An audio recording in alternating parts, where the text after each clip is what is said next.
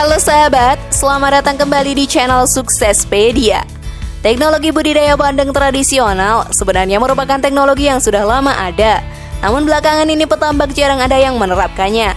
Padahal dibandingkan dengan cara tradisional jauh lebih menguntungkan loh menggunakan sistem budidaya tradisional plus.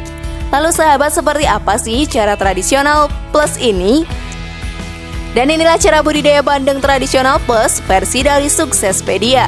Namun sebelum lanjut, klik dulu like, subscribe, share, dan aktifkan tombol loncengnya biar kalian gak ketinggalan info baru dari channel ini.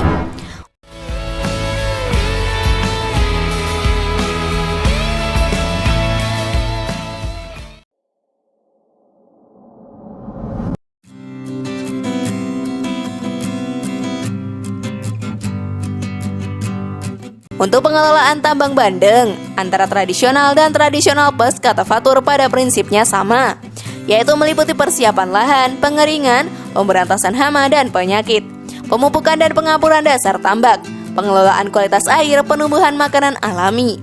Untuk cara tradisional plus, ada kegiatan pemberian pakan tambahan. Inilah yang membedakan dengan cara tradisional ya.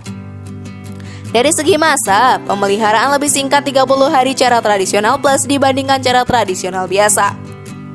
Dalam memilih lokasi tambak, Fatur mengungkapkan perlu diperhatikan juga aspek non-teknis seperti aspek sosial ekonomis.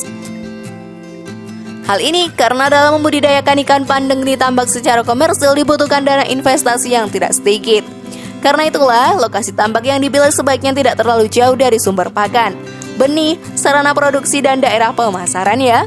Selain itu sahabat, lokasi tambak sebaiknya mempunyai sarana dan prasarana transportasi atau komunikasi, serta keamanan yang memadai. Selain itu, status lahan juga harus dipertimbangkan kejelasannya setelah memilih lokasi tambak yang baik untuk budidaya. Langkah selanjutnya adalah menyiapkan tambak tersebut untuk membudidayakan ikan bandeng. Kegiatan yang harus dilakukan dalam persiapan tambak budidaya ikan bandeng meliputi perbaikan komponen tambak, yaitu konstruksi pematang, pintu air, karen, dan saluran serta pengelolaan tanah dasar tambak. Bagaimana langkah selanjutnya sahabat? Dan inilah caranya. Pematang tambak harus dibuat kokoh. Karena fungsi pematang tambak adalah menahan air di dalam tambak. Karena itu, pematang harus diperbaiki setiap akan digunakan budidaya. Perbaikan ini meliputi penambalan kebocoran dan meninggikan pematang ya. Dasar tambak budidaya ikan bandeng biasanya adalah tanah. Oleh sebab itu, dalam persiapan tambak bandeng harus dilakukan pengelolaan tanah dasar agar pakan alami atau klekap yang sangat dibutuhkan ikan bandeng dapat tumbuh subur. Pengeringan tanah dasar tambak bertujuan untuk membunuh hama di dasar. Pengeringan dengan mengeluarkan semua air dalam tambak, kemudian dilakukan penjemuran. Mudah bukan? Selama proses tersebut, dilakukan pengolahan tanah dasar.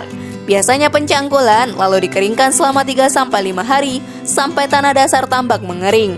Tujuan pengapuran adalah mempertahankan kestabilan derajat keasaman tanah dasar tambak dan air, serta memberantas hama penyakit.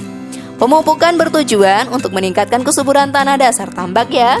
Pembudidaya dapat menggunakan pupuk urea atau amonium sulfate atau ZA sebanyak 50-100 gram per hektarnya.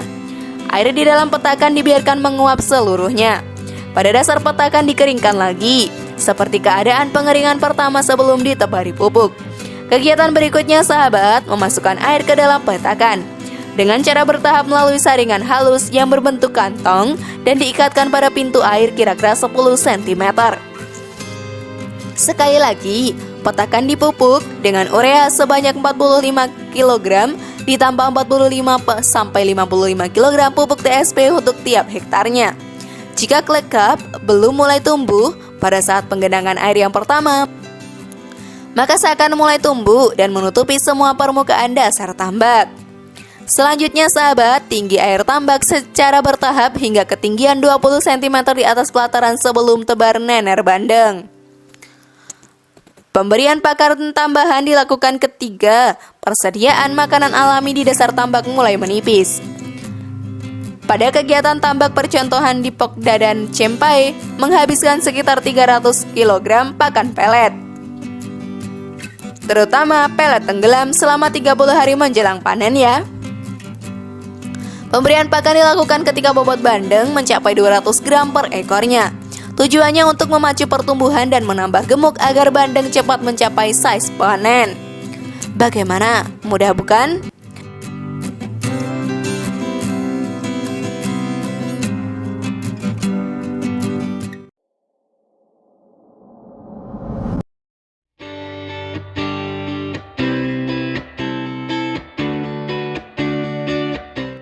Dan itulah tadi cara budidaya bandeng dengan cara tradisional plus. Bagaimana sahabat, tertarik mencoba sistem ini? Share pendapat menarik kalian di kolom komentar ya. Semoga informasi tadi bermanfaat. Terima kasih sudah menyaksikan channel kami. Mari bangun channel Suksespedia dengan cara klik tombol subscribe, like, share, dan aktifkan tombol loncengnya. Sampai jumpa di video berikutnya. Jangan lupa tonton video yang lainnya ya.